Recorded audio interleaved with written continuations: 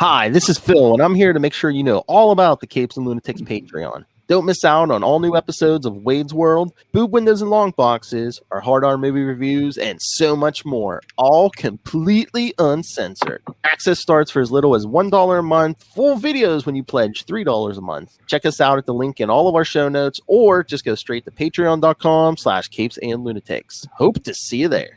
This is Luca Parrott, and you're listening to the Capes and Lunatics Sidekicks Podcast. What about our Quasar podcast, The Quantum Zone? What about our Quasar podcast? I haven't heard that in a while. Wendell Vaughn, the first Earthman ever appointed protector of the universe.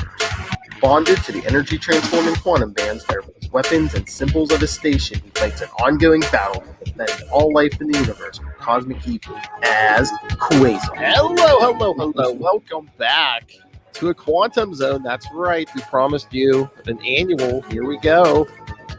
I am Phil. Been a long time since I said this. A master of the Quantum Zone. It is. I am Will. Hey, everyone. And a man who, until a few minutes ago, had a human being probably entangled in his beard. It is. Yes, this is Matt. She does grab a hold pretty tight. I don't know. I'm like that baby probably uses that beard as like a blanket. Yeah. I did trim it a little since the last time. It's summer heat affected, but yeah. Yeah, I don't know how you deal with that thing, man. I don't like it when the hair touches the top of my ears. Yeah, it's I'm overdue for a haircut. I'm thinking maybe this week, but yeah. Hot temperatures. It was like 88 degrees here. Oh man, yeah. It's pretty brutal here down south as well. So I bet. Yeah. A bunch of old men would get around, get together and talk about the weather. It's like, yeah, did you see on the West Coast? It's like over 100 degrees, eh? Yeah. Well, this is a fitting episode because it's summertime. So what do? You complain about the heat and you read extra comic books. You know, that's right. Bigger ones. We're not specifically talking about an annual this episode, unfortunately. Quasar never had an annual. What's up with that? You know, what's 60 issues? Yeah, I mean, you have to? Is it a print run thing? Or does it have to? I mean, I guess it's up to the editor's discretion. But I'll have to remember that because next time me and Lil talk to DG Chichester, he was like an editor over there too. I should ask him, be like, who? How did they decide who got an annual and who didn't get an annual? Yeah. Well, let's go. I mean, Darkhawk got an annual, but I think Sleepwalker might have even too. I don't know. Well, that's the thing. It's like Daredevil got like annual number 4. I think was like 1976 or something, and then no annual until Atlantis Attacks in 1989. So like from 76 over Daredevil. Wow, that's interesting. That's a possible future deep dive episode: the history of annuals and things like that. But that'd be fun too because there were so many. I mean, just getting off on a brief diatribe because we do that a lot anyway. Is I would get excited for an annual, but it costs twice the amount of the normal book.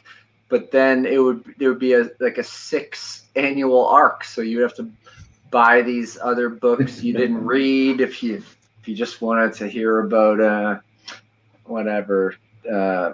What were some of the big ones? I know Quasar appeared in the Thor annual and probably some other ones. But there was a bunch of like 4 annual, ones with like 4 annuals or 5 annuals. But you were saying 6. There's ones with more than 6. If you're talking like Evolutionary War, Atlantis Attacks, yeah. And a lot of the X titles things, they had the word cyber thrown around a lot too. Let's see, was it the Executioner song? Was that It wasn't an annual. No, that was the end of the book. I just went over the X. All the X books. So was that like 16 parts or something? Yeah, 12 parts. Yeah. Days of Future Present was an annual crossover. Yeah. Right. That was like 4. I think that was 4. Like Fantastic Four and New Mutants, X-Men, and X Factor. I think. Yeah. I feel like there's like a Punisher one called like Cyber Bites or something. I forget. Oh, was that the one there was one cyber one? Wasn't Wonder Man in there too? It was like yeah. Maybe.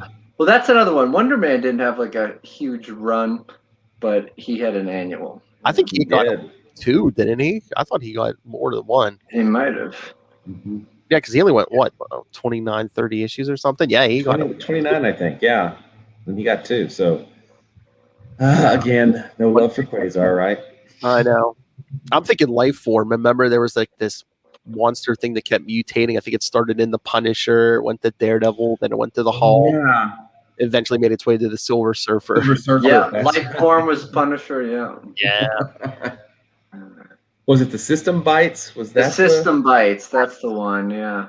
I vaguely remember that now. Yeah. Because I remember, I think it did some damage on Earth. Then it didn't launch itself in space in a rocket. So did it to the Yeah. Guardians of the Galaxy eventually? The Von Strucker Gambit. I know. There was just like so many. And I don't know that I ever read, maybe besides Atlantis Attacks, because we covered it on this show and the power of the internet. I don't know if I ever was able to collect like a full run, because there was always a weird one, you know, a new mutants that my Walgreens didn't have or something. You know. Wasn't there an Evolutionary War crossover into the ALF annual? Yes. Wow. That was pretty. I seem to vaguely remember that. I don't know if I have that issue or not. So what are you saying? You're saying Elf got an annual, but not Quasar. Yeah. Exactly. Yeah. There we go. Yeah. And then in the 90s, there was at least 2 or 3 years, like the 3 Spider-Man books like did their own crossover. The annuals Yeah. went through all 3, Amazing Spectacular and Web. Well, and the annuals were shrinking too. They used to be like these 64, 80-page, monsters that would have, 2, 3, 4, 5 stories in them, right? And then The giant sized man thing. exactly. And then Yeah, they modern just ones are a far cry from that now. Yeah, no. Yep. They're barely. There's any annual we get today. It's like only slightly larger than a regular issue. Mm-hmm. Yeah. I know, like we were saying back in the day, man, they were double the size for like $1 more. Yeah, not double the price. Had some reprints in them, so you could maybe look at, get exposed to some of the older stories. Celebrate the 90s. We should have charged $2 a download for this episode. Yeah.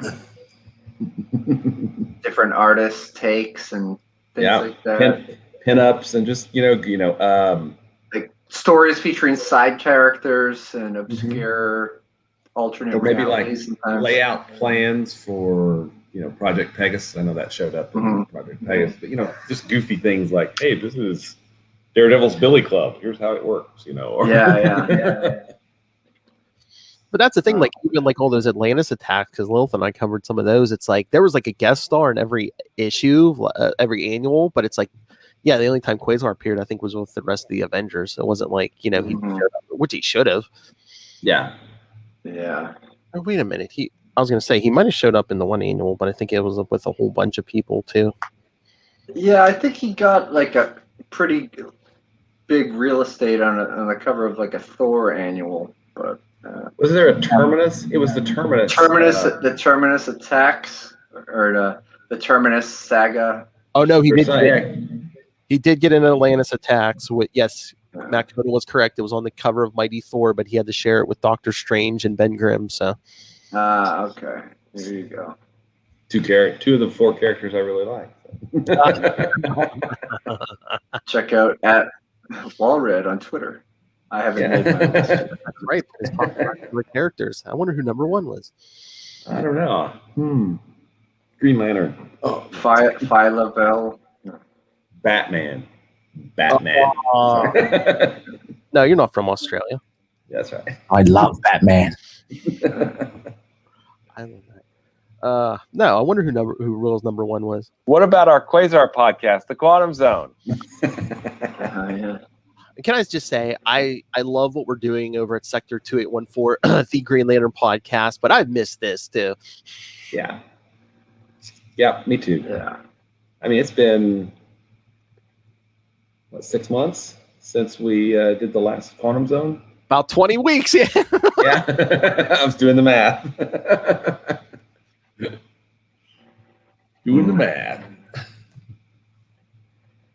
So yes, I was gonna say the idle chit chat. We've been still doing that on Sector 2814. So no, I was just trying to think of any other good annuals that we mentioned Evolutionary War. Yeah, Citizen Kang. I think that was that was one that I reread because we had talked about it somehow months ago, and I think I went back and tried to find them. What were those Avengers ones where they went underground? Was it Subterranean Wars? it was something like that. Yeah, it was like I know at least Avengers and West Coast Avengers. Like, Yeah. Oh, and then there was that one year. What was it? Like the titles really weren't, the annuals weren't like interconnected, kind of, except like they all like introduced like a new character. Oh yeah. They had trading cards with them, right? Yeah. And I think the only ones who ever like showed back up ever again wasn't Captain Marvel's son Genesis. Didn't he come out? He may have. He might have been so long, I can't remember. Yeah, he might have been the Silver Surfer annual, because I don't think a lot of them ever came. Hardly any of them came out of that. That'd have been like what, 92, 93, somewhere in there, something like that. But yeah, I don't think they even have did they even have like an official title for that thing? It was just like oh, here's a new character here, here's a new character here. Trying to do some rudimentary research. I'm not finding anything. Yeah. Look up 1993 Marvel annuals and yeah. Oh, is it 93? Okay. Yeah, I'm seeing a bunch of the traded cards. Lunatics, Empyrean, Darkling. Oh, Executioner. That I mean, I know he should. There was in 1990 there was a 4-card set that they called Family Reunion that had one card is just all Spider-Mans, one has Grey Hulk, Punisher, Daredevil, and Silver Surfer. One of these things is not like the other. Then there's one that says Quasar on it with Captain America, Thor, and Iron Man. Well, I'm sure you have that somewhere in your collection. And then one, I think this is Excalibur, because I can't name everyone on here, but this is Phoenix, a guy in a green jacket, a little boy, and girl with red hair and big yellow X on her. Oh my God! Speaking of Guardians of the Galaxy, okay, remember who came out of that 93 annual? I remember him from some of the issues, but Irish Wolfhound. I see. Looking at that card right now. Oh man! No, I don't remember that at all. I mean, he showed up in some of those last few 90s Guardians of the Galaxy issues, but yeah. Well, I see one picture here with all of the cards. Wow, that looks like a bunch of annuals. 1, 2, 3, 4, 5. 6. I think it was like all of Marvel's or most of their annuals. Yeah, and it was just like 28. Yeah, the only connection was each one introduced like a new character. Yeah, Bantam, Annex. Yes, Annex I think was a Spider-Man. One of the Spider-Mans. Bantam I think was Captain America. I remember some of them. And Silver Surfer Annual 6, Legacy, or as we would know him, the son of Captain Marvel. Yes. Well, to tie it loosely into what we're talking today, one of the books we're talking about is Guardians of the Galaxy 15, which features a character that's not actually in the book. There's the Silver Surfer and Deadpool. Both not in the book, but this is a variant cover. So. Yeah, there's a lot of Deadpools because it's the 30th anniversary of Deadpool. Yeah. Yeah. All right. So should we jump into these? Well, yeah, let's do it. All right. So yeah, Guardians of the Galaxy 13, or Legacy numbering 175. Wait, show your cover again. Was Quasar featured on there? Where is he? Not on this one, because that's what me and Will were talking about. If you get 13, 14, 15 of the regular issues, it like interlocks. Yeah. I got him somewhere. There Because he is. like if you interlock them, like 14 has Phyla on it, and then 15 has 1-1. Yeah, okay. Yeah. Cause see, if you get the regular 15, there's Wendell. Yeah. Gotcha. Yeah. Yeah, if you could see the whole thing behind me, yeah, that's interlocking 13, 14, and 15 in it. Oh, okay, nice. All right. I don't know if I should even bother to look see if we have synopses for these, but Well, the modern comics, they have kind of a neat little, previously on to sort of set the Yeah. stage for you. And I had read the 2019 Guardians of the Galaxy, and then when they inexplicably rebooted it again a year later, I just kind of didn't tune in until we kind of heard chatter of Quasar appearing, which I think was in an annual, by the way. And then it just says Guardians of the Galaxy mean many things: soldiers, misfits, thieves, and above all, family. But with the galaxy in shambles after constant attacks, it doesn't need heroes. It needs superheroes. Okay. This doesn't really give you a previously on, but whatever. Just sets you up that it's a team book. Okay. We know. well, yeah, I think that was like their whole thing. They had that smaller team. Then they're like, oh, we don't need space pirates anymore. We need space Avengers. Yeah. We need annihilators. Sorry. But we already did that. Twice. True. Yeah. Oh, please. Is there a synopsis here? What a. Oh, it might just be that blurb Kona just read. Really? Yeah. Well, I wonder too because it says this is a newer issue, so it may contain spoilers.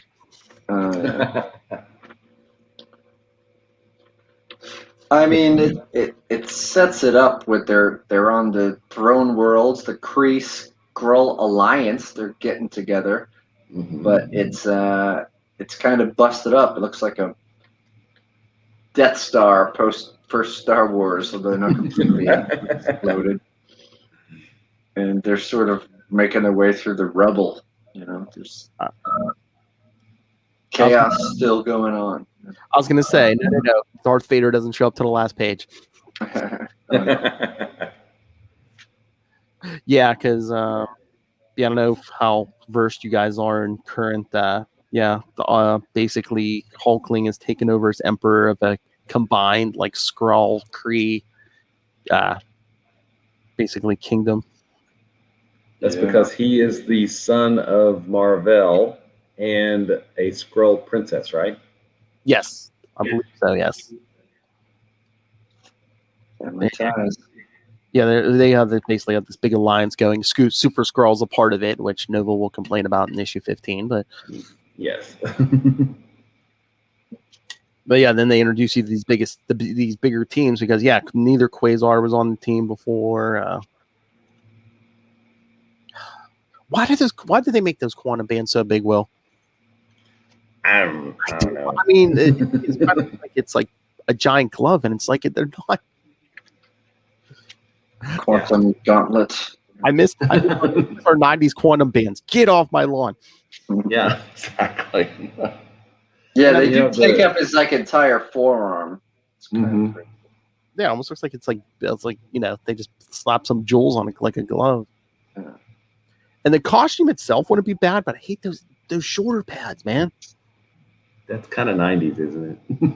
the little jagged points of them. Yeah, Nova even has those, I think, on his jacket in this too. Yeah. I don't know what the benefit of it is. I think maybe there's ventilation underneath, so you can, so your clavicle doesn't get sweaty. I don't know. Oh my! Perhaps. I have hot shoulders. I mean, Quasar's uniform almost fits in. It's very similar to the jackets that all the Guardians are wearing, kind of. I mean, in terms of like the color scheme, maybe not this exact one, but. And again, too, he can't wear a jacket. He can't wear a jacket because of those giant shoulder pads. Yeah. Well, and They don't he make went from blue red to kind of this black, dark gray red, right? Mhm. Yeah. And those weird like quantum symbols on his knees. Yeah, I don't get that either. Those look. Yeah, I don't understand that. But yeah, so him, Drax, Phyla, and what's her face are investigating this. That was Abigail Brand, yeah. Because yeah, they've created this big team to deal with like, you know, if they have to deal with different threats at the same time. So you also get Star-Lord, Nova, Groot. Yeah, Star-Lord's kind of like evolved now because like they thought he had died towards the beginning of this series, but like I don't know, it was a weird thing. He went to like, some other dimension and lived like at least one or two other. It was like at least one big long lifetime, and then came back. Yeah, they mentioned that in 15 a little bit, and I was like, "What? Okay, I'll just go with it." Yeah, so in the, like weeks or months between when he saw his friends and he thought they thought he was dead, yeah, he's lived like a lifetime, at least. So I don't know if that's just their way to mature him or not. And Rocket's still Rocket. Yep.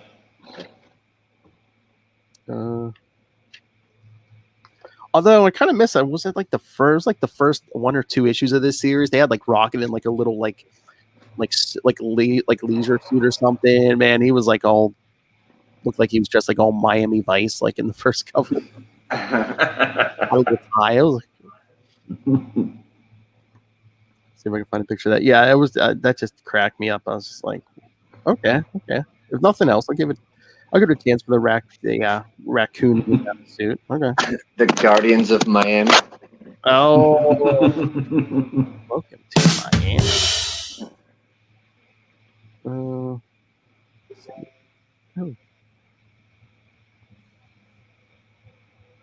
go. Now this issue, I mean, I read it when it came out, but that was a couple months ago at this point. Yep. So I 2 just months sort of ago. flipped through it, getting geared up for tonight's show. But I did like. I mean, this one I think features our beloved hero Wendell Vaughn. There he is. Nice. Nice. I think this one features Wendell Vaughn the most of them all.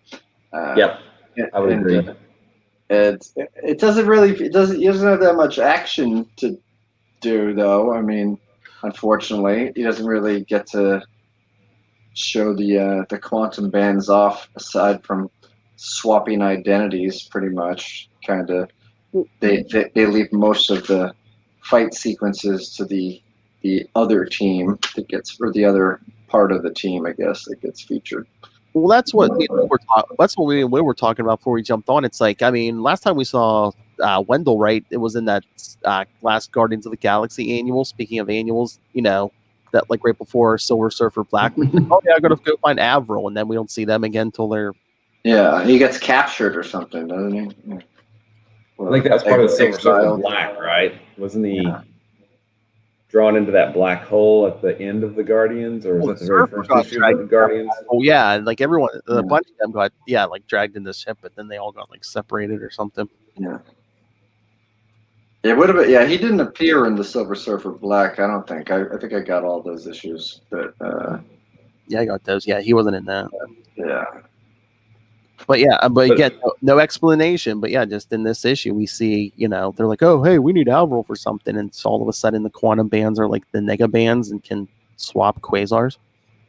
Yeah. Although the last panel that he is in on that, I think you should take a picture and use to promote the episode, because he says I should have brought a podcast. Yeah, exactly. But, you know, I think I was a little, I don't know about this new Phyla, okay? She's supposedly from another dimension or something, right? Oh, yeah, her and Moondragon, yeah. Yeah, I don't mean to, like, pull rank on her, but Wendell has years and years and years of experience, you know, doing things. And he was the protector of the universe. Come on. Apparently still is, maybe, ish. Yeah. I don't know. We don't know. I mean, the original Philo was, all right, kind of an accident because, the universe kind of got, it was one of those like Buffy the Vampire Slayer things where it's like, she didn't have a little sister and now she has a little sister, First it was Marvel's son didn't, Genus didn't have a sister. Now he has. Yeah. But again, I want to know why these quantum bands are working like nega bands now.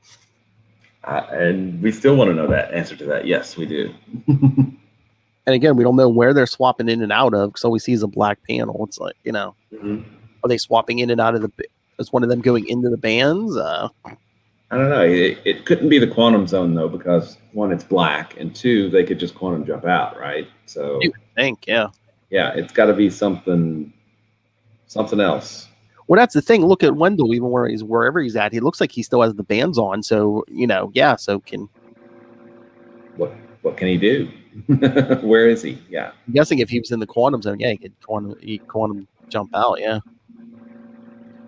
Because, Marvel, or him and Rick Jones originally were swapping out of the negative zone. Yeah. Mm-hmm. Yeah, and then his son and Rick Jones, again, were swapping out of the microverse. So. And I think, didn't like Rick Jones go to the Fantastic Four and they dragged Marvel out of the negative zone? It's been a long time. It's years. The original Marvel. Oh, that was even better. Yeah. They went to the Fantastic Four, and then it's like, before they could even do that, I think the Super Adaptoid attacked. And he adapted the nega bands, and they were just like, oh, slap his nega bands together. Oh, look, there's Marvel and Rick Jones in the same room. Nice. I had basically just dumping their trash in the negatives.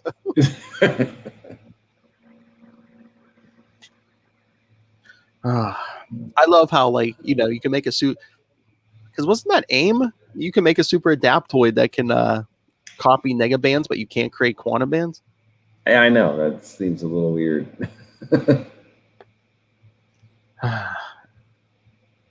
And again, 2 quasars. Do we have 2 functioning sets of bands now? I don't know. That's a good question. And where's Epoch? That's another good question. We have lots of questions, it seems. We should hit up the letter section, We get it. When was the last time Epoch even showed up? Was that in the Cosmic Powers Unlimited stuff? It might have been. I can't remember. I mean, because we didn't get any Epoch during, what was that, Maximum Security or anything, did we?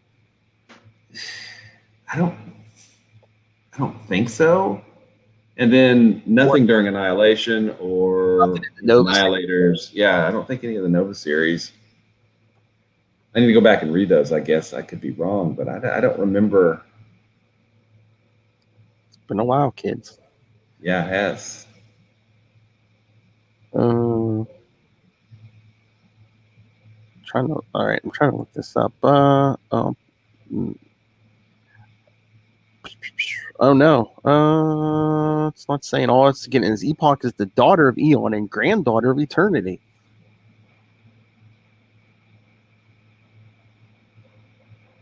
Give me some appearances. Come on.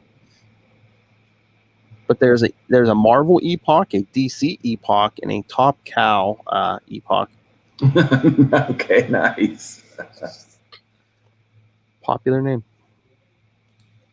Here's a reading order. Let me see. I found a reading order list, so maybe I'll tell you. Oh, only 1 page. How embarrassing. It's saying after the Quasar series, Star Masters #1, Captain Marvel 14 in 1999. Unless that's like a flashback or something. Epoch did show up in the Fantastic Four, where the Black Panther put the chokehold on the Silver Surfer, which is ridiculous on so many levels. Looks like 544 through 546 of Fantastic Four. And then the last, I never read this. I don't know if this is true or not. The last issue it has on here is Avengers Academy #7 from 2010. Huh. I don't know. I'll have to look that one up. I'm going to write that down. Yeah, Avengers Academy 7. I was going to say, wait, so did Quasar make an appearance, or did Epoch show up without? Well, in those Fantastic Four issues, he actually, like, Quasar was dead-ish at the time. Not really, but kind of. Yeah. So he appointed Gravity the new protector, right? Ooh. Yeah. Yeah, I forgot about Gravity. I forgot about Gravity. Hold on. I was going to say, I pulled more of one limited here. So yeah, what did you guys think when you read this the first time? At the end of this, we get Doom. I mean, I like to see characters that I'm familiar with in odd places, and I did not expect to see Doctor Doom showing up in space, especially since this guy's busy planning a wedding. Where one of the ads in the beginning says, "Will you RSVP yes or yes Lord Doom?" That's the only two options. I thought it was cool. I thought it's set up for the next issue, although I think I read through the grapevine that we wouldn't get a lot of Quasar in it, so I didn't buy the physical copy of it, but I did get the digital version. So, yeah. Yeah, I thought it was a good issue. I mean, Al Ewing's a really good writer, and the art's great on these books. I was just, want more Quasar. Yeah. Basically. I was a little, shocked to see the quantum bands behave like the mega bands. But All right, I'm sure there's a story there that I'm eager to see. Sorry, kids. I was just thumbing through Avengers Academy #7 on now on Marvel Unlimited. And I guess the only thing I'm seeing with Epoch in that issue is, I guess, she just appears with a bunch of the abstract entities like the Living Tribunal and In Betweener, yeah. Yeah. Mm-hmm. But that's basically it. Just that one shot. Yeah. Oh, okay. Looking kind of old. Looking like Mama. Oh, really looking green there. So, yeah, don't expect much from that appearance. So, yeah, I guess Epoch hasn't been doing a lot. Yeah, I need to go back through and... Oh, my God. Al, please, I beg you. We just need, like, a couple pages just like Wendell calling Epoch. Tell me how to Where am I and how do I get out of here? how to separate myself from Avril. Yeah, there's no synopses on these. It's basically just those blurbs. But yeah, what did you guys think of that first issue? Like, again, it was like setting up kind of like the new status quo. Mm-hmm.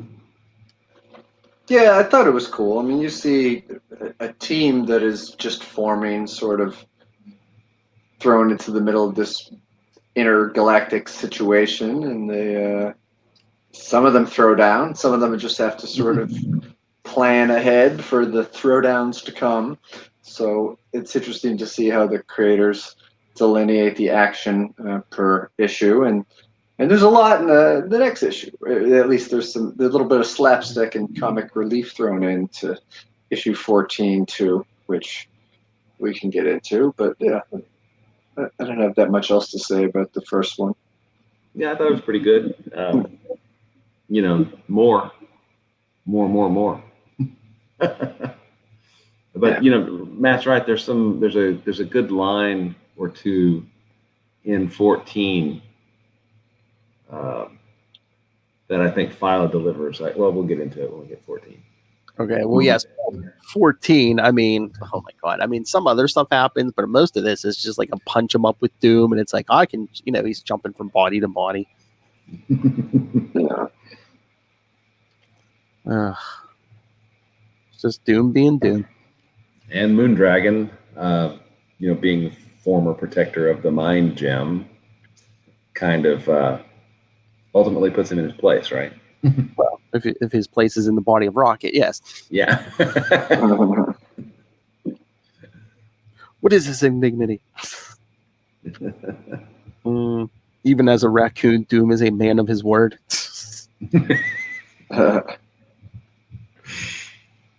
Yeah, I did have to chuckle at that one. And then we get the, we see Ego, the living planet, because something's coming. Well, and is this where Phyla says that she wants to keep Avril here because Wendell's a hero and she doesn't need a hero right now? Is that okay? Yep, I remember seeing that. I'm like, oh, come on. Not that they gave it either Quasar much to do, at this point. Yeah. I mean, shouldn't we be giving both of them more to do since they probably some of the more powerful members of the team? You would think maybe. I love you, Al, but what are you doing? We just have to trust in the Owl, right? Yes. And of course, we all saw that last page come in. Victor Von Doom, you just joined the Guardians of the Galaxy.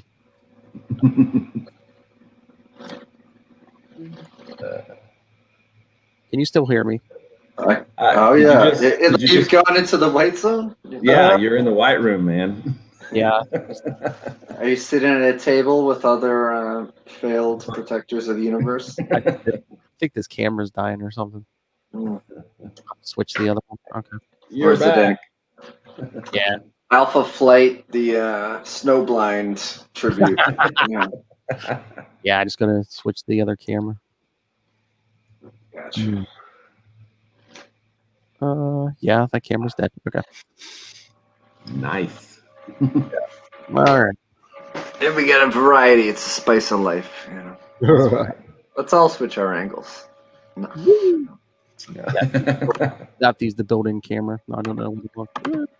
And there was a variant of 13, I think, that Ron Lim did. Is that right? Or was that 14? They all might have had variants, I think. They definitely all have variants. I don't know which one the Lim is, but or what featured on it. Hang on a second. I will see what I can find.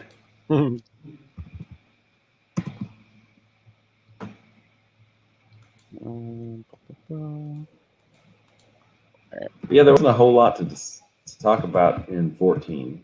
Yeah, no. Like I said, just a lot of it was just, hey, Doom being Doom and modern comics. Yes, indeed. All right. Yeah. Oh no, I saw there's a variant of Guardians of the Galaxy #1 that showed up. Oh no, 13 had one. I was gonna say because that variant you had was for 15, right? Oh wait, no, I have a variant for 13 and 15. I was gonna say if anything. It doesn't. Oh yeah, this is the Ron Lim one that I have, I guess. Although I looked at the signature and it said Silva below it, but yeah, by Quasar's foot. It says Lim. If you look real close. Oh man, I can't remember. Wanted that. I'm sure you could still find it. I don't know how many of the current back issues. They had a Deadpool 13 variant too. I saw. It was Deadpool and Rocket Raccoon on the cover, I think. but I got this one first. Yeah, I was gonna say, if any of them had a variant, it was going to be 13 because that was legacy numbering 175. Yeah. Oh, okay. So. But yeah, I mean, we don't get a lot of Quasar in these, but it's like we have Hercules too. Ray's favorite, and Hercules isn't doing a lot in these. Yeah, I just read this, and I don't remember seeing Hercules at all. It's mostly about the showdown between Hulkling and Von Doom for their. It's almost like a I don't want to say a duel, but it's like they're struggling for the crown, and then the Hulkling gets possessed by Doom. It's sort of a clever spin. I guess it's something that I don't know if they're introducing that it's an ability that he can do in this. don't know if he's ever done that before, but he kind of just offhandedly mentions, "Yeah, it takes a lot of willpower, but I can do it sometimes." And he sort of makes Hulkling do his bidding while it's almost like how he delegates power through the Doombots, which is something that we have seen plenty of, not knowing which is the real Doom or not. Well, yeah, I think that's a historical ability of his, like early on in Fantastic Four, and then him he basically switched his minds, I think, and then he locked his armor so that whoever's there is just trapped, right? I gotcha. Yeah. Yeah, because I think that was like early Stan Lee issues, like he switches minds with Reed, I think. Because he gets taught, but wasn't that the ovoids or something? Mm-hmm. He sort of throws some shade at Reed in this one too, or something, talking about like using his powers like just to be stretchy or something like that.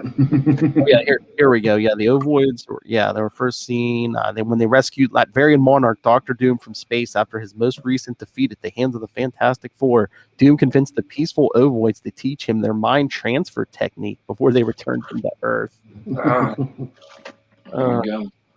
What was that? Fantastic Four number 10. So, wow, that's old school. So good job on continuity there, Al. Well, that's like today, Charlie and I were recording something else. We were talking about that. It's like, Doom either has that mind transfer the ovoids taught him, or like, or he just like imprint his mind, like when he made Kristoff believe he was Doom, and then Doom was basically fighting himself for a while. And he's kind of second only to, Stephen Strange in his mystic abilities too. So he's kind of like the triple threat, right? Well, he's a college dropout. He just like studied everything before he left school. And he's a genius, and he has his armor. So maybe he's a quadruple threat. But nobody, as we'll see in 15, no one likes him. Yeah, I know. That's true. All right. Anything else on this, or should we get to 15? Well, I mean, the being tricked into switching bodies with Rocket Raccoon was pretty hilarious, and being sort of being forced to join the Guardians that was a little weird, but I guess I'm going along with the logic for it. But, why not? He's powerful. He's part of the team. I don't know how trustworthy he would be, but if he has no choice, I guess he's sort of being railroaded into it. But hey, even as a raccoon, he's a man of his word. Yeah, exactly. I am still a creature of my word. What do you have? What was it that Philo said when Avril wanted to switch back out? Yeah, here had it. Yeah, she said something like, "Oh yeah, he's the hero type, and this isn't the time for heroics or something." Let me find the right. Yeah. Because Avril's talking about switching out. She goes, "I don't think so, Avril. Wendell's the hero type, and it's a little late for heroics now." It's never too late for heroics, but okay. And I'm like, would it be a big deal I mean, Wendell has more experience, and it's like, but would it be a big deal which one was out there? I mean, they both have quantum bands when they're out there. It's like, the power set's pretty much the same. Yeah. Mm-hmm. You would think you'd want Wendell more because he has more experience. Exactly. But he might not be as easy to order around, so... Because then they make it seem like they're like, oh, Avril was like a super secret field agent. And it's like, well, yeah, so was Wendell. Yeah. Exactly. And an Avenger. And a Defender for a day. And saved the Cosmos when it was in collision. That's right.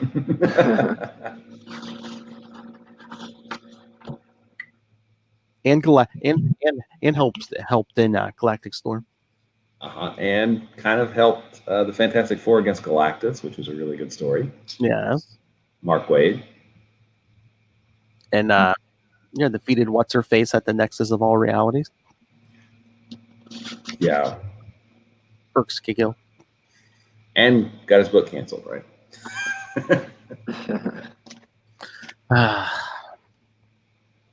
But I feel like things were being set up for him to be the leader of the new team in, the Star Masters. Yeah. The way they were going, and because I remember in that book, he was surprised when he was able to. Oh, is it Rigelian? I can't remember. The Star Master's been a long time since I read these books, but there was some objective measure of willpower, and he came out on top. And he was surprised that it wasn't the Silver Surfer or something, because he's. Yeah, I'm trying to remember. Yeah, it's been a while for me too, but I think that was probably a victim of, when was that, like mid '90s? Is that when they started, like, they chopped like their publishing line in half because Marvel was going back? Oh yeah. Because did they finish that series in Cosmic Powers Unlimited? Because it was like supposed to be a 4-issue, or did it start in Cosmic Powers Unlimited and then get a 3-issue series? I can't remember which. I thought it went like 3, and then didn't it change names or they did something, and then it went to like 2 much. I don't know. They're probably just worried about Onslaught coming, Yeah. And again, they just can't. They were canceling half the books in the line, which And Heroes Reborn was started. Well, the first Heroes Reborn was starting. Then we got Heroes Return with Busiek and Perez on Avengers, which was awesome. Yeah, they brought in Quasar, but not enough Quasar. No. That's true. But he was one of the Avengers that heard the call. That's right. There was just too many Avengers in that story. Yeah. There were all of them, I think, actually. Pretty much. Everybody who was alive except for the Hulk, who basically told them where to go, and they called him. Yeah, and Wonder Man, who wasn't alive, became alive. Thank you, Scarlet Witch. Yeah. Oh my God! You know what's funny? Like, after our last episode of Sector 2814, I was you mentioned Wonder Man, and I was like, oh man, now I'm in the mood for like a Wonder Man podcast. And Lilith was like, no, settle down, maybe blog about it. That'll cure you of that. That urge. Yes. It was a good series. It was a very good series. And again, by he who will not be named. Yes. Mm-hmm. All right, so should we get to 15? You bet.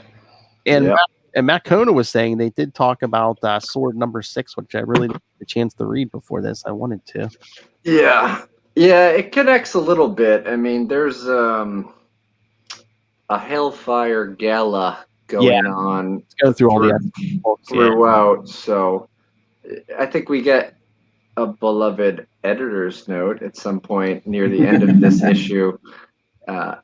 And we could talk a little. I'll talk a little bit about it by then, because I did pick it up just to be well researched, I guess, or to make up for not picking up the physical version of Guardians 14. No boy, I'm just like scrolling through it right now. Oh my God! So the end of this issue, it looks like we have the X-Men back. We can use them in the movies again. So I guess Scarlet Witch is Magneto's daughter again. Oh, okay. It's looking said something about you'll always be my daughter or something. So I guess, hey, that Fox deal went through. So yes, you're my daughter again. But yeah, if you didn't know, the X-Men are having this big party on Krakoa. Basically, there's a bunch of, I forget all who. There's like real life celebrities are doing like cameos in this. And the Avengers, the Fantastic Four, everyone's there. But they just terraformed Mars. Oh, okay. A few months back, there was like this big, what was it, Exoswords? I think that was the cross. There's like this in another dimension. There's a whole other island of more mutants.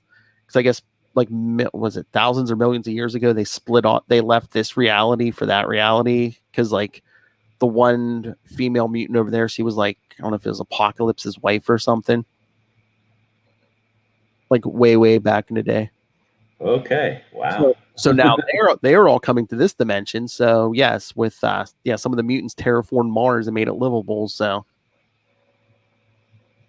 cool. Because in Planet Size X-Men #1, Cyclops meets with Captain America, and he's like, all the nations of the world are getting kind of jumpy because like a few million more mutants like popped up on the radar all of a sudden.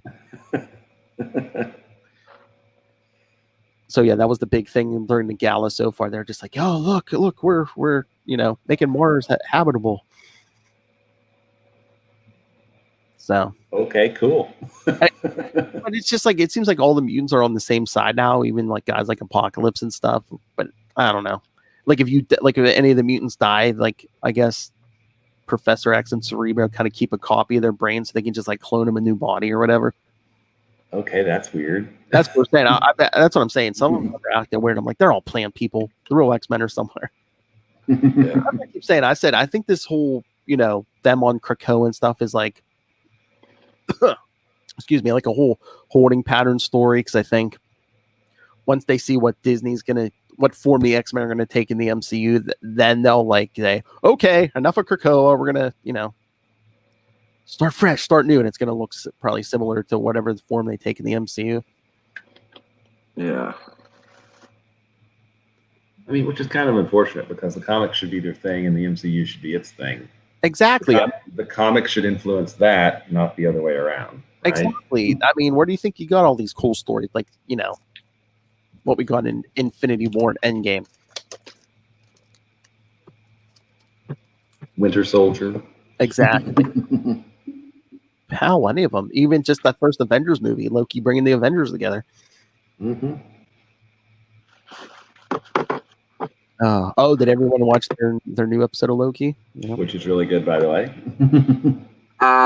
So I didn't see the last 5 minutes yet, but I did see most of it. It's a fun sort of side adventure. Yeah, kind of reminded me of I don't know, like a buddy comedy or something, but cool and marbleized, and see Loki get drunk, but as he calls it, full, and singing Asgardian shanties on the train.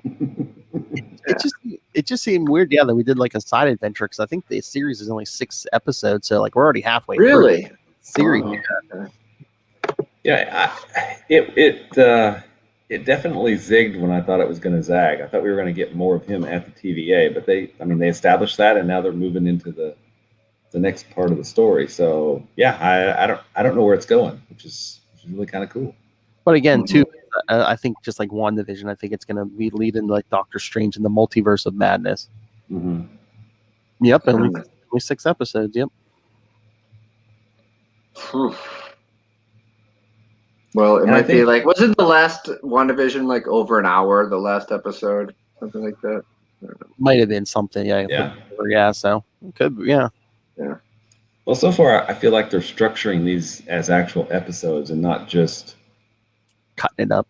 That's kind of what I felt like on Falcon and Winter Soldier. Those didn't seem to have discrete. It was just like, here's the first hour of the 6-hour movie. Here's the second hour of the 6-hour movie. Here's the third hour.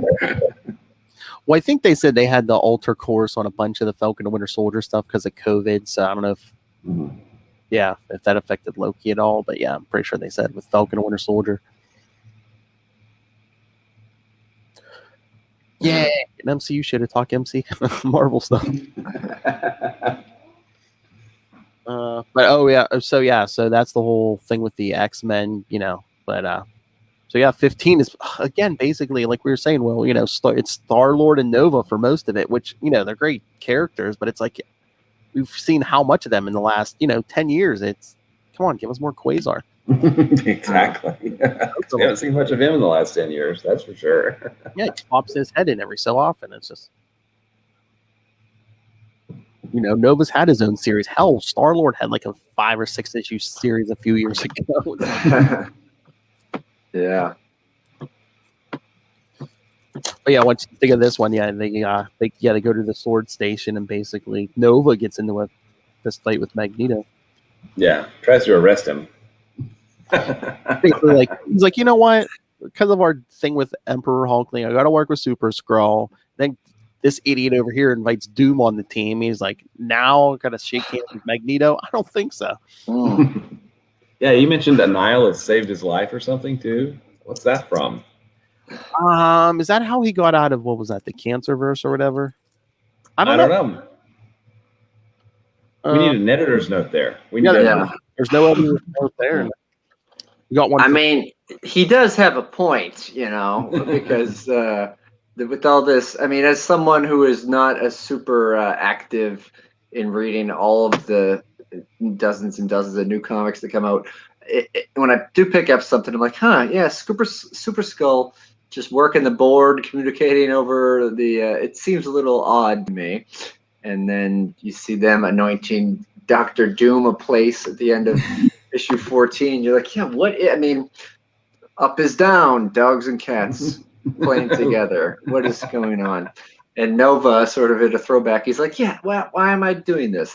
Magneto, you may have changed your costume color a little bit, and maybe you're not even the real Magneto anymore because of the Krakoa whatever's going on, but still, he's going to bring up some real deep cuts, a real back issue turner to something from the 70s, and he's going to try to make an arrest on that. Apparently, there's no statute of limitations in space, but that's right. Yeah.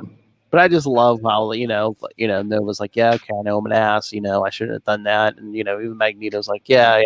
But I love that's why I said anyone in like any Marvel comic can always bond over the fact it's like, oh yeah, I hate Doom, yeah, me too. Doom, man, oh come on. Again, if you're a guy like Magneto, you can be like, yeah, I know I'm bad, but at least I'm not Dr. Doom.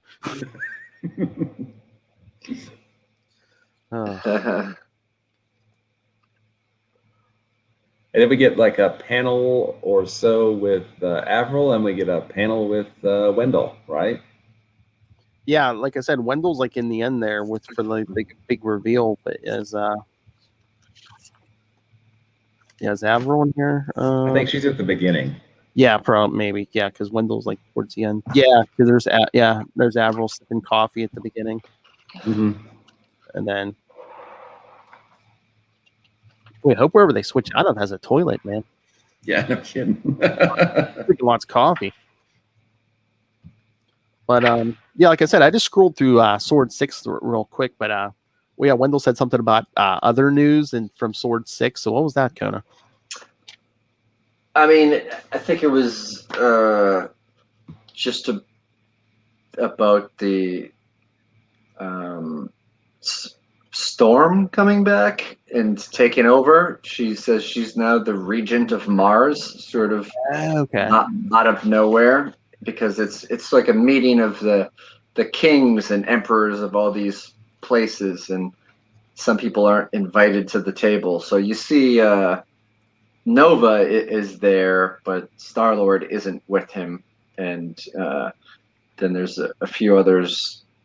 Wakanda is there too, and they're the girl with the X patch, the kind of is the head of Sword. She's kind of pimping out this new material to all these this confidential new type of technology that all of them except Wakanda, including the Spartax, Galactic Rim, Kymelia, Regal, Shi'ar Empire, Utopian Kree, and then I think that's sort of what it's. You see Scarlet Witch shows up at the end too, and kind of comforts Magneto, which is family ties, I guess. Well, that's interesting because Storm has actually. A long time ago, she kind of messed with weather patterns in space too, didn't she? So she's on Mars. She would be able to do things on Mars, I would say. Yeah, I mean, it wasn't just her. There was a few other people, like Magneto was involved, and I forget how else was it. There was a few other mutants involved. Yeah, and they figured out that they use their a bunch of them use their powers. They were there and create like a whole habitat on Mars. Yeah. Cool. Oh, and then the big reveal at the end of Guardians. Spoilers. Yeah, that leads us into the last annihilation. Because remember, they were like, "Oh, who's the big shadowy figure on the cover of next issue?" Well, someone's taking over Ego's form. Who was that? I don't know. Let's bargain. Or Mamu. Is it Galactic Ghost Rider? Is it one of the Hobgoblins? Yeah. Is it Jack-o'-lantern? it's Hobgoblin. Yeah. Jack-o'-lantern. Yeah. Oh, wait a second. Yeah. I guess it could be the Hobgoblin. Wait. Gobble gobble.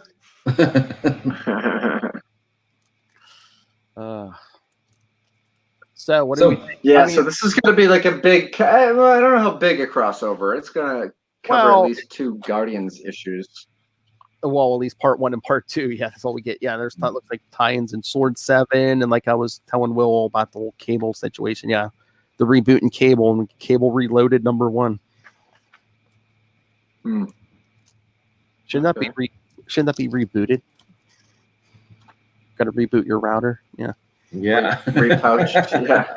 Unplug the cable, plug it back in. Yeah. Nice. I mean, we're getting Quasar appearances, so hey, this is a good thing. Yeah, I just hope the 2 of them get a bigger role, in this big crossover thing or whatever. The last annihilation. Yeah, I mean, yeah, it'll be the last one, sure. Just like Final Crisis was the Final Crisis. Okay.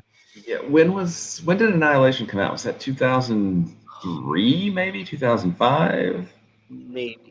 Yeah, because I really was. I was in it a lot at that time, but yeah, I think it was. Yeah, wasn't it like early 2000s? Yeah. Because when did that first Nova series come out? Because that was after that. Yeah, it was after that, and then you got Annihilation Conquest after that, which is what introduced the Guardians. Yeah, because it had to have been early 2000s. Because when he came back to Earth after Annihilation, it was like, wasn't it like right? Just right after Civil War. Yeah, I was gonna say, it was like right after Civil War. Because he was like, "What are you people fighting each other for?" Annihilus, Like, lots of people died up there, and you idiots are down here fighting each other. Yeah. Oh Lord, yes, hello, Russell. I heard someone 2006 for Annihilation Nova. Heard someone say through the ether and it summoned me. Yes, we know you love Hobgoblin. Hobgoblin is awesome. Who doesn't love Hobgoblin? He's like he's like Spider-Man's favorite punching bag. Yeah, gobble gobble. I mean, he's the Green Goblin without all the craziness and craziness.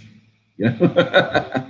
Oh, before we get to any feedback, Will, I did finally get to your request. I mean, it was on the Sector 2814 podcast, but this will fit in on Marvel. You wanted a certain Matt Kona drop. Well, here it is. The yin to Darkhawk's yang. It's an awesome drop.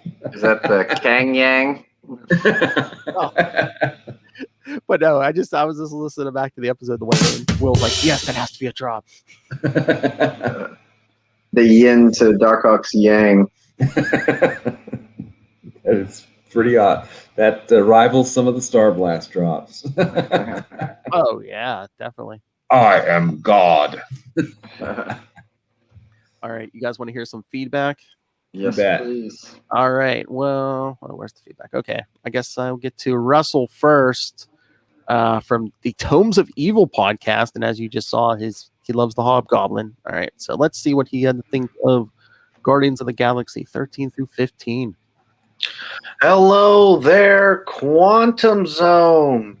It is Russell from Tomes of Evil, and I'm here to give my thoughts on Guardians of the Galaxy issues 13 through 15. And all I got to say is, wow.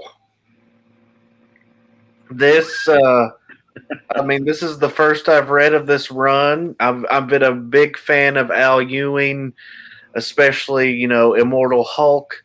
But this is the first time I've read his Guardians of the Galaxy run.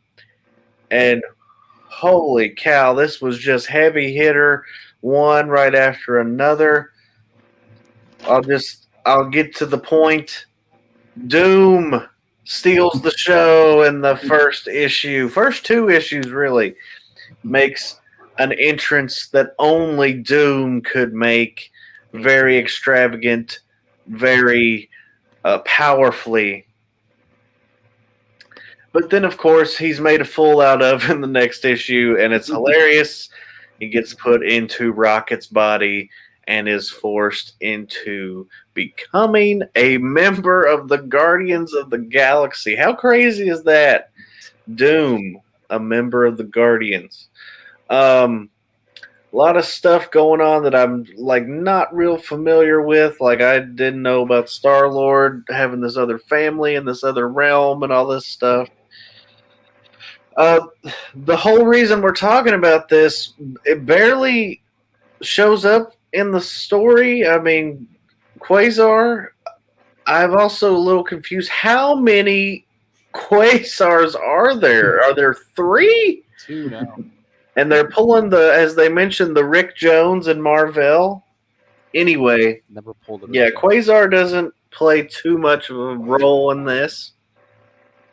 We get to see Ego, but Ego, man, we find out some stuff about Ego in that last page of the trilogy of books, but I'll talk about that in a second. We're not talking to. We get a fight between Magneto and Nova that references a story from 1977. What? I feel like modern comics never do this now. They never reference stories from that far back unless it's like, oh, Uncle Ben got shot, blah, blah, blah. This was awesome.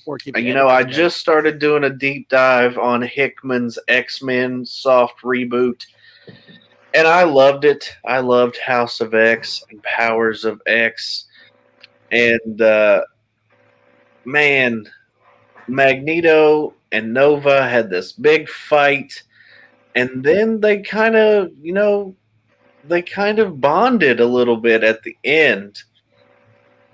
Magneto very weary about the Guardians trusting Victor Von Doom, but Doom has predicted that something bad is coming, and by God, I wish I didn't know in advance. In a way, I was still surprised. I was not expecting Ego to turn into the dreaded one, Dormammu. Oh my God. Dormammu, Doom, Magneto, 3 of my favorite all-time villains, and they're all in this story. Holy crap. So yeah, I'm not going to dwell on this too much. I love this. I'm hooked. I will be picking up this series going forward. It's awesome to have the Quantum Zone back. I mean, I love the Green Lantern show as well. For you all are just great. Phil, Kona, Mr. Allred, you knock it out of the park every time. And I'm glad that I can finally send some feedback. I haven't been able to. Thanks, DC Universe Infinite.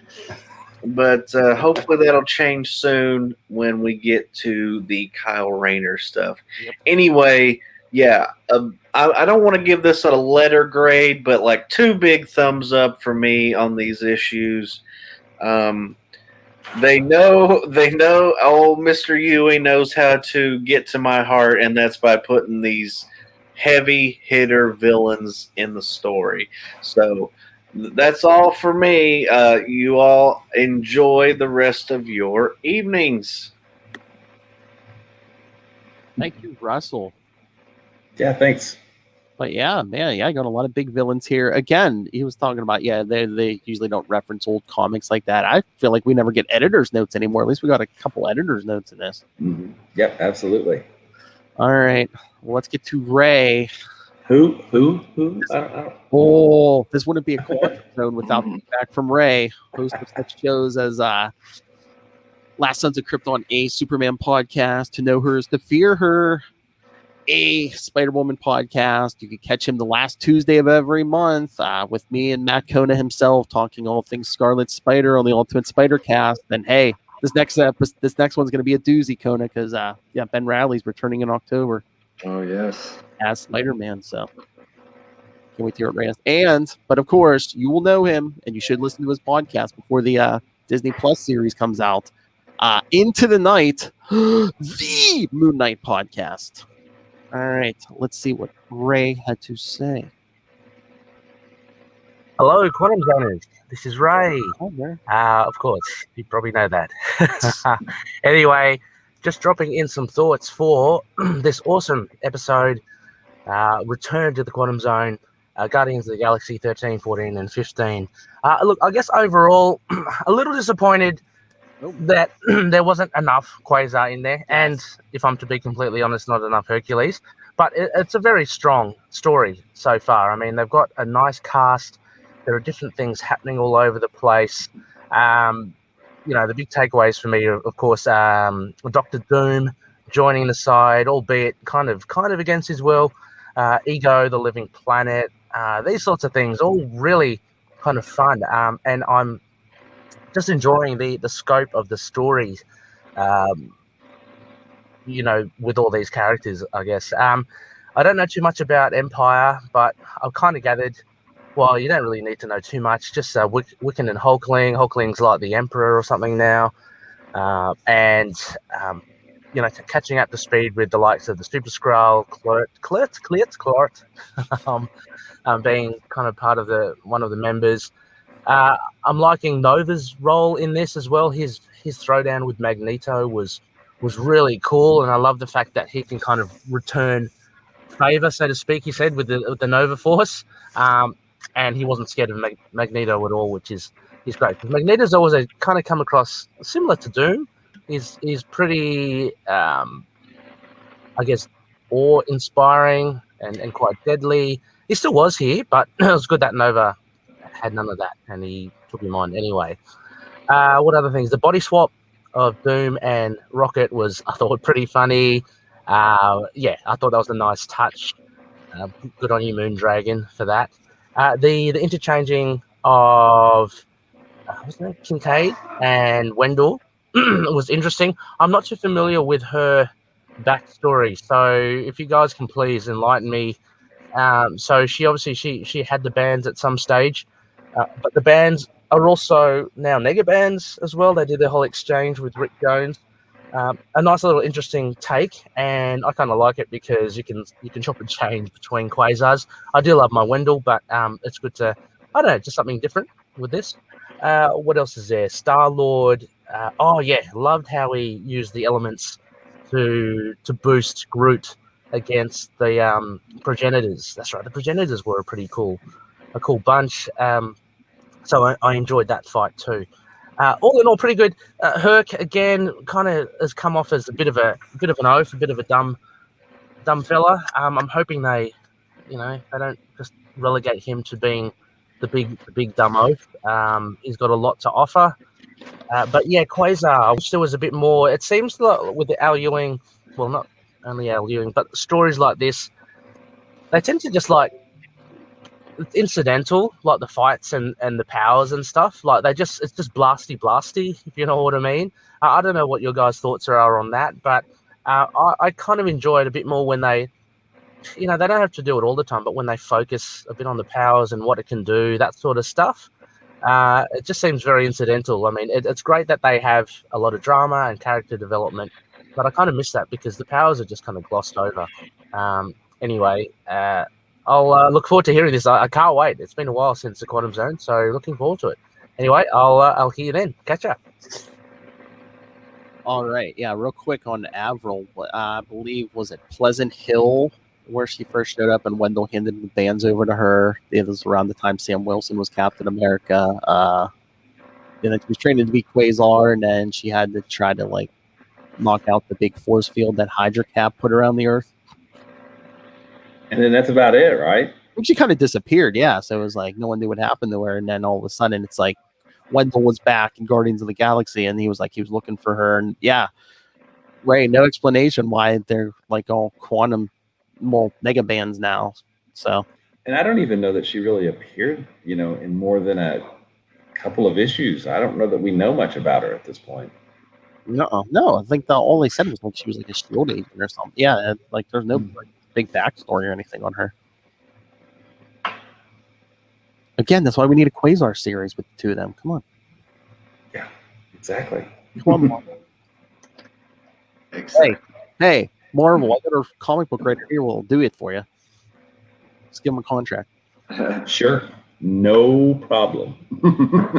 At all. Even as a peanut gallery, that'll throw him ideas too.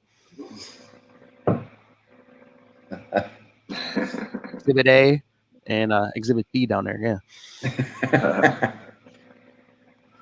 All right. Anything else on this? I know we went a little long, but this is an annual. This is an annual, and we've gotten it's been a while since double-sized annual, right? Yeah, let's say it is. Yeah. And it's been a while since we did the Quantum Zone, and I'm glad the fans missed us, Russell. Uh-huh. Yeah, Ray. I'm curious. I'm looking forward to seeing where this goes. I have a lot of faith in Al as a writer. He's really good. Yeah, do you see after his Immortal Hulk run, he's taken over Venom? No, I didn't realize that. Cool. I guess he's going to be doing Venom in Guardians of the. I wonder if Venom's going to show up in Guardians of the Galaxy at some point. That makes sense. Kona. Yeah, I mean he's a new Avenger. Yeah, I'm gonna read. I'm gonna at least read the next two Guardians issues, and I think I'm gonna send them a letter too. So who knows if they'll get published in one of them. Stay tuned. But done it before, kid. Yeah. Yeah. Back again. Here's my yeah. With the only Quasar related questions once more. Although both of these issues didn't even have a letters page in them, so we'll see. No, there was a letters page. It was just obscured by that big Dormammu, jack-o'-lantern head. Oh, yeah. All right. But yes, if you do write a letter, just remember, 1, mention Capes and Lunatics Sidekicks Podcast, and 2, be like, we need more Quasar. Both of them! ! Actually, maybe even more than one exclamation. Ooh, there's a professional writer for you kids. Yes, I'll be sure to do that. Oh, yes, please read it back to Will before you send it. Before you email, be like, exclamation points. Yeah. Did you bold everything and underline it? I mean. All right. I guess we're cool. done. Huh? Yeah, I think so. This is fun. But yes, hey kids, if you like us, if you like what we do, yes, check us out weekly on Sector 2814, the Green Lantern podcast. It'll be on YouTube, like all this stuff, and for every Friday on the Capes and Lunatics Sidekicks. But hey kids, if you want more Quantum Zone, write in. Maybe once in a blue moon. Like I said, at least once a year, I think we need to check in. I think so too. That's cool. Do an annual. Mm-hmm. All right, kids. So please send your thoughts on Guardians of the Galaxy. Like I said, we're talking Green Lantern. Send us Green Lantern. Send us anything. How many exclamation points is over the line? Email us. capesandlunatics@gmail.com or call the voicemail 614-382-2737. That's 614-38-CAPES. And remember, you can follow. Well, basically, we can follow our Sector 2814 show. I believe there's still links for the Quantum Zone because we still have the social media on Facebook and Twitter for the Quantum Zone. So visit us there, like us, follow us. Links to all the social medias, links to this YouTube I've talked about, links to the Patreon, more and more coming there, links to merch, links to everything, all in one place. That's Linktree, linktr.ee/capesandlunatics. And please remember to support all things Southgate Media Group. Go check out southgatemediagroup.com and go check out the Southgate Media Group Patreon. There's a bunch of free content there. There's a paid content there. There's something for everybody. And then go pick up Pod Life, the book, now in digital and paperback. Learn all about podcasting. And when you go on Amazon to buy that, use the link for Southgate Media Group right down there in the show notes. Help us support this show, the network, and the man behind the scenes with the giant flaming head, Rob Master Doom Southgate. Make it rain. So says Master Doom. Master Doom, not Dr. Doom. So says Master Doom. Doesn't have his doctor. Mark my words.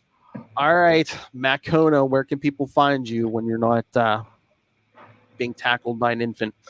I thought you were going to say when I'm not breaking into nursing homes with bad intentions. I'm at Matt Kona around most of the social media things. I'm not doing much, but I'm around. And I'm visiting nursing homes with bad intentions. That's right. Stealing a bunkie. If you want a stand-up comedian or even like a ventriloquist act, I mean, him and the baby are just like, Yeah. I did read. I got like a bunch of random old early '90s image things from the bins of the store, and I was reading like an old Brigade issue where someone gets referred to as Bunky in it. So maybe I'll pass that along to you guys in a message. But that's it for me. Thanks, everyone. Now to someone with something real to promote. Come on. The yin to Darkhawk's yang. Will Allred, where can people find you? You can find me at Walred. That's at WALLRED at Gmail and Twitter and Facebook and all those places. You can find my self-published book, Crossover Division. Woo-hoo. This is number 1. Number 2 is launching in just a few short days. Yeah, like 4 days. July 1st on Kickstarter. So you can go to crossoverdivision.com and there's a link that'll take you there. And if you're interested, I also have Diary of Night, which is a book that was also published a while back at diaryofnight.com. And obviously, you have great taste and love Quasar. So we have all kinds of really cool information about Quasar at the Quantum Zone, quantumzone.org. I'll put it in my navel. That's right, kids. They gave us all these great jobs. They aren't even attempting to enter our orifices. I hope it's going somewhere nice. Quantum Zone. Yes, all those drops are from the Quantum Zone. All right. Thank you for joining us. Again, we'll do this at least on a yearly basis. But if something big happens, like Quasar gets his own book, MCU series, where the Quasars play a huge part in Last Annihilation. Maybe we should open a couple.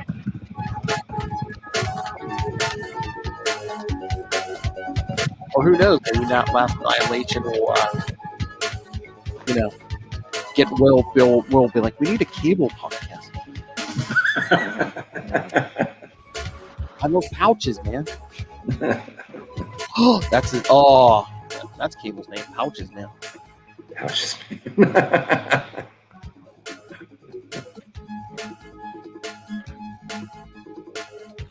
Or hey, my feet look horrible, man.